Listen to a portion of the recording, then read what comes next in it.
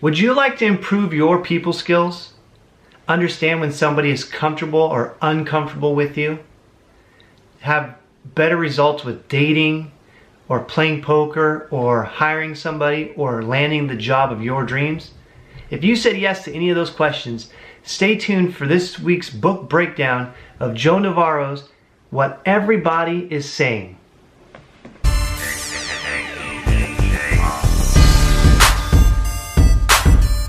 Hi, I'm Jason Gray, and this is book 6 of my 50 book challenge, where I read 50 books this year and break down the best tips for you guys.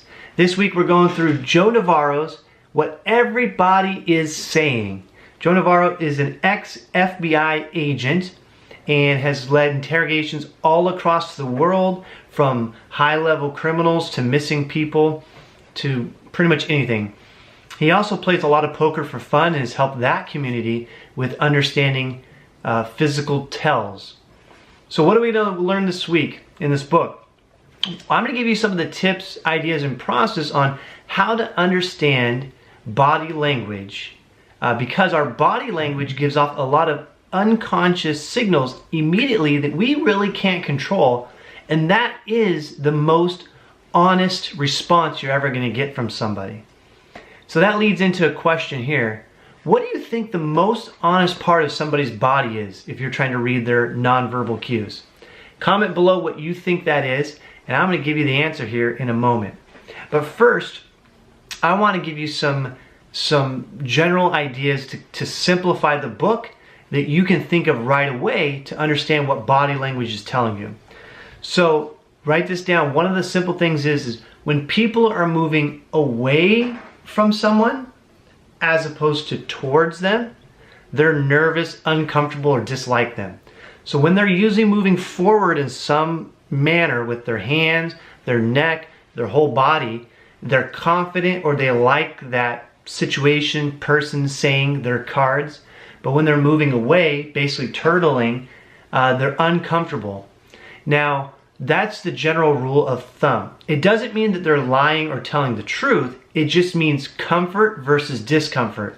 So any activity where the body is shutting down, moving away, becoming smaller, closing their eyes, all of that withdrawal is discomfort.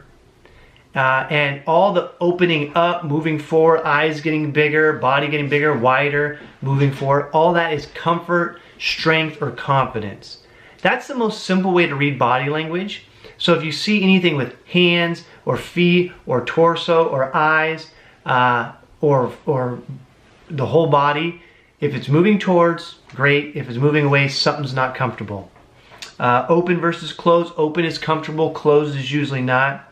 Remember, it's all unconscious, so people really can't control this. There are some people that are deceptive or have practiced trying to stay stoic and in the same pose all the time. You'll see that with good concentrating professional poker players, but there are still areas that they're not controlling, I'm going to tell you about. And remember, you have to observe all this in context. So you want to get a baseline for how people are normally acting in that situation, and then when you see the change, you gotta say, was that because of comfort or being uncomfortable? And what did I say or do, or did somebody say or do to cause that feeling of more comfort or less comfort, and then dig deeper. All right? So I'm going to go into the first thing. It's called the pacifying process. All right? And pacifying means, just like what you do for a kid or a baby, it means calming ourselves down. So we get stressed, or there's a high level of something that comes in, and we want to feel better. We want to calm down. And we're going to use different gestures to pacify that. And I'm going to give you some specific ones here in a few minutes. But here's the process. Step 1 is recognize the pacifying behaviors when they occur. So you have to know what to look for. You want to establish the pacifying baseline for an individual. That way you can know any increase and or intensity in which the person is pacifying and those behaviors, and react accordingly. Step 3 is when you see a person making a pacifying gesture, stop and ask yourself, what caused him or her to do that? You know the individual feels uneasy about something, so your job is to collect all the nonverbal intelligence and find out what that something is. Understand that pacifying behaviors almost always are used to calm a person after a stressful event. The ability to link a pacifying behavior with the specific stressor that caused it can help you better understand the person. In certain circumstances, you can actually say or do something to see if it stresses out that individual. Number 7, note what part of the body a person pacifies. This is significant because the higher the stress, the greater the amount of facial or neck stroking is going to be involved. And remember, the greater the stress or discomfort, the greater the likelihood of pacifying behaviors.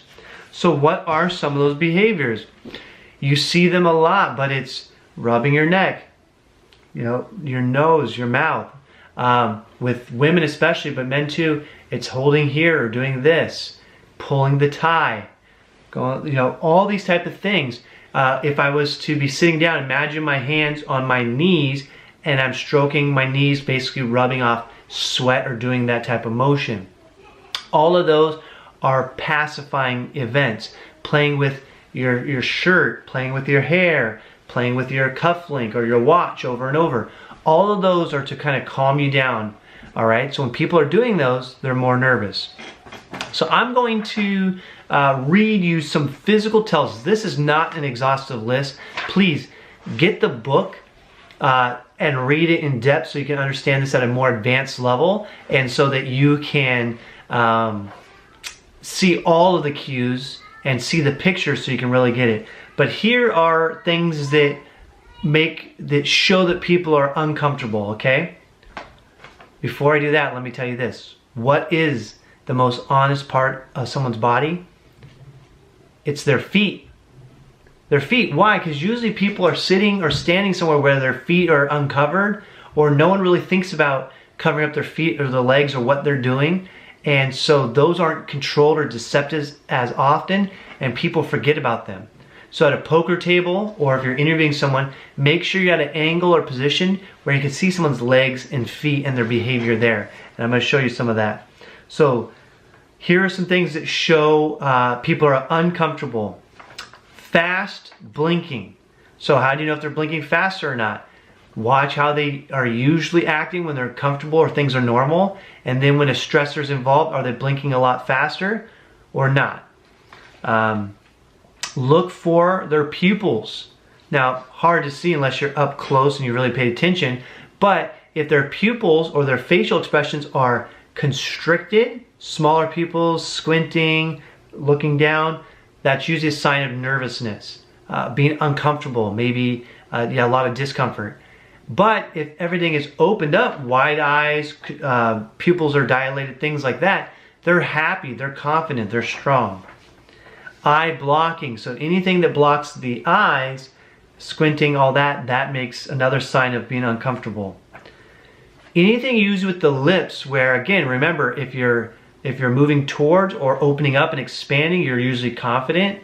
And if you're constricting or hiding, you're usually uncomfortable. So lip pursing or biting, the lips disappearing, all that is signs of being uncomfortable. Neck touching is a big one. No matter how they're doing it, usually if they're here like this and then they're playing with their neck, usually they're uncomfortable. Here's an interesting one. Let's say you ask your kid or employee or somebody about a situation and they're saying, I don't know. And they go, I don't know. Everything raises up. That's usually pretty honest, or they're usually convicted to that truth. But let's say they go, I'm not sure. Like a real small one, like usually the smaller ones, they're not telling all of the truth. So if someone gives you a little half-hearted, it's kind of like saying, sure. Hand wringing. Now this is powerful, guys, okay? If you see someone put their hands together like this, where it's like steepling and the thumbs usually are up or forward, they go like this or like this, that is a sign of extreme confidence. That's not nervousness. So at poker, you might see that. You might see that in an interview. You might see that somebody talking to you or answering a question. But when they're wringing their hands like this and the thumbs are down or hidden, that is usually a sign of nervousness. So the hands, and that's a really good tell, so remember that one. Steepling is strength, ringing is not. Also on the hands, when you can see the thumbs and they're up or out, that's usually confidence. But when people are hiding the thumbs, they're putting them in their pockets, they're ringing them, when the thumbs are disappearing, that's usually a sign of discomfort or being nervous. The turtle effect, I said this earlier, but anytime we're becoming smaller and looking down or getting like that, or hiding our body or things like that, we're usually nervous. And on the feet, guys, since this is the most honest way, and you gotta look at this, here's some signs, all right? When people are turning their body or their feet away from you or from somebody, even though I'm talking to you, I'm turned away, that means uncomfort, or they wanna leave, or they're not liking what you're saying or you're doing, all right? Now when they're turned towards you or they move even closer, they're really comfortable, they really like you, or they like what you're saying or doing. When their feet are normal, they're out and about, they're flat, everything is fine. When their feet are kind of up in a runner stance, they're usually confident or maybe getting excited. When their feet withdraw from like underneath the chair, so I'm sitting here and I withdrew my feet back underneath my chair, and maybe I'm even interlocking the feet, that is a sign of discomfort.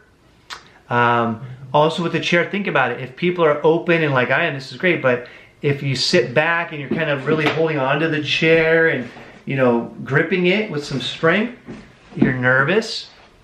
Okay, here's one. I'm gonna give you a poker one, okay? But this is good for anything.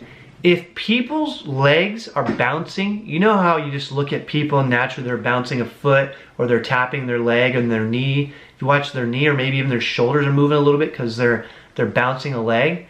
And that could be normal for people when they're just sitting around, but you kind of get a baseline again. But when they're bouncing their leg, I used to think that's nervousness. It's not. It's actually comfort. So when they're bouncing, it's comfort. They're comfortable, or they're liking what's going on, or what they're seeing or saying, or what they're hearing. When it stops though, that's a sign, why are they nervous? Okay, so think about this. We have a fight or flight system. What does that mean? When stress hits us, we either fight it, we go after it, or we run, we get the heck out of there. But another thing we do is we freeze. So you see a bear in the woods or an animal, a lot of times you're taught, hey, freeze, don't move, right? Act like you're dead, or maybe it won't hear you, see, or be interested in you. And so we have an instant, like a shock emotion. Oh my gosh, what's that? So here's my poker story that helped me win $105,000 in one tournament, okay? I was in Aruba, this is 2007, playing a poker tournament, $5,000 buy-in, playing against another pro to my left early on, like 1 hour into the tournament. When you have a lot of chips, potentially a lot of weaker players in the field, and only a few pros at your table early on, you want to play pretty smart and safe and pick off the inexperienced players and worry about tangling with the pros later on when you have to, unless you have the goods or you have them trapped. Well, I'm playing and this guy is playing back at me all the time, which is a little bit rare and a little frustrating, but at the beginning I said, well, whatever.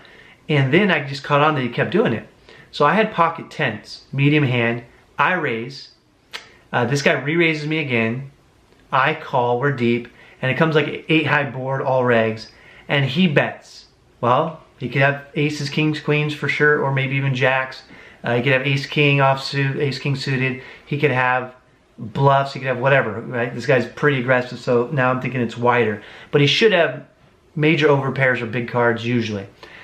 So I call, that's pretty standard. A lot of times people will shut down against you and just lose a small pot with their hands in position, or they'll keep firing if they have you beat. And he's bouncing his leg, so he's pretty comfortable at this time. The turn is like nothing, maybe pairing a deuce. And there might be 2 flush cards out there, I'm not sure. I check and he bets a medium-sized bet, which is now concerning because usually this is a sign of extreme strength. And but I just wasn't buying it because he kept betting and raising and all that. So, and I have a pretty good hand, so I call, and maybe it was like 1,000 chips or 1,500 chips, and I had like 8 grand behind, 9 grand behind. And the river is another blank, so tens are still an overpair. And I check, he is sitting right next to me. He bets almost all my chips. I mean, 7-8 grand, which is kind of weird, leaving a little bit behind. A lot of times people think that's not extreme strength, but who knows about that one. But off the tells I just told you, the body language, here's what I noticed. I'm thinking it through as far as ranges and the way that should go. That's what you should do first in poker. But now I'm going to the body language to help me out. He's right next to me, so I look over at him, and he's bouncing his leg, bouncing his leg, bouncing his legs. His feet are kind of in a runner stance. Strength. That is strength. That is comfort, right? But you have to take it all into context. He could be comfortable because he has a great hand. He could be comfortable because he thinks he's getting away with the bluff. So I use a little Daniel Negreanu, right? I forgot exactly what I said, but I asked him a question or two to get him to change his mindset and to see, is he still comfortable about that or not? Now, even if he thinks he knows what I'm doing, he's probably in control of his eyes or his hands or his upper body to try and trick me if he's a thinking pro and good with body language, which I wouldn't give that much credit to most people, but you never know. But remember, the feet and the legs are the most honest part of the body because they don't really know about that or think to conceal that. So his legs are bouncing, bouncing, bouncing. I asked him a question or say something like, you know, I think you're messing with me and I don't think I could fold an overpair here. And what did he do? He froze. He turtled. Everything stopped. His legs stopped. Everything stopped. He kind of went like this. And you know, I said, well, I think you just told me I got you beat. I call. And he flips over an ace king high. I flip over tens. I pretty much double up, which in a long structured tournament, even more chips. In a weaker field, I was able to play great loose aggressive poker and end up getting 5th place. Lost aces to sevens. Won 107,000 or 105,000, which was my biggest one-time win. Would have been nice to get first for 800 grand, but whatever. No, not here, not there. So, if you understand body language, you can use it in poker, in interviewing, in understanding people, and just hanging out with your friends to know, do they like what's going on or do they not, and do I want to adjust based off of that? All right, so let's put this all together. How do you take some of these tells? Oh, you know what? Let me show you this. Let me tell you a few more signs of people who are confident and comfortable. Happy feet, like I just told you, they're bouncing their legs or their feet, and they might even increase the speed of that. That would be a sign of comfort or confidence. When people cross their legs in front of you, so you've seen it where maybe they're bouncing their leg or they put it in the right in front of you, and the legs are out or just in the normal position, that's actually comfort. Now think about this. Why? Because if I am able to do that with you, I can't really fight or flight fast, right? My legs are crossed, they're out. That's not a good position. So that shows subconsciously, I'm very comfortable with you. I'm not worried about any altercations or things you're saying. So that's good. Dilated pupils, hand steepling, don't forget that. And thumbs up or out are usually a sign of strength and comfort. And remember, when people are open or towards things, they're comfortable and confident. When they're closed and moving away or turning away, they're not, or something you said or done is not comfortable. So page 221 here is the process of kind of putting all this together, and then we will be concluded here in a minute. So the process for putting it all together, essentially it's kind of interviewing somebody. So get a clear view. So can you see their legs, their feet? You want to do that. So if you're setting up interview chairs, yes, you're putting them on the spot, but make sure you can get a clear view of their whole body, all right? Expect some pacifying behaviors. So we all naturally, and you see me in my videos every once in a while, do something like this. We all do some pacifying behaviors here and there. So expect that. Expect some initial nervousness, whether you're interviewing somebody, they're interviewing you, you're playing a poker game. In the very start of something, there's some nervousness. Just like when you start your basketball game, you're usually a little nervous. Get the person with whom you're interacting with to relax first. So if you can get them just comfortable in this scenario, warm them up, talk about their family, their friends, whatever it is, now you can see their baseline of comfort and then how that changes when you ask them other questions. Establish that baseline. Once a person's pacifying behaviors have decreased and stabilized to normal for that person, the interviewer can then use that pacifying level as a baseline for assessing future behavior. Look for increased use of pacifiers. As the interview or conversation continues, you should be observant for pacifying behaviors and or an increase, a spike in their frequency, particularly when they occur in response to a specific question or piece of information. Such an increase is a clue that something about the question or information has troubled the person to pacifying, and that topic likely deserves further attention and focus. Number 7 is ask, pause, and observe. So you're not just, they're nervous, let's hit them with another question, another question, another question. It's, you maybe ask them, you take note of it, they're nervous about this, you kind of come around to it and then you come back to it. So you'll be hard pressed to detect deception accurately if your impatience or impertinence antagonizes the person with whom you are speaking. Ask a question, then wait to observe all the reactions. Give the interviewee time to think and respond, and build in pregnant pauses to achieve this objective. Also, questions should be crafted in such a way to elicit specific answers in order to better zero in on the facts and the fiction. Number 8, keep the person you're interviewing focused. Number 9, chatter is not truth. One mistake made by novice and experienced interviewers is the tendency to equate talking with truth. When interviewers are talking, when interviewees are talking, we tend to believe them. When they are reserved, we assume they are lying. During the conversation, people who provide an overwhelming amount of information and detail about an event or situation may appear to be telling the truth. However, they may be presenting fabricated smokescreen. They hope to lead you down the wrong path. Number 10, stress coming in and going out. Based on years of studying interviewee behavior, Joe Navarro has concluded that a person with guilty knowledge will present 2 distinct patterns in sequence. When asked a difficult question such as, did you ever go inside the home of Mr. Jones? The first behavior will reflect the stress experienced when hearing the question. The interviewee will subconsciously respond with various distancing behaviors, including foot withdrawal, moving them away from the investigator. He or she may lean away or may tighten his jaw and lips. This will be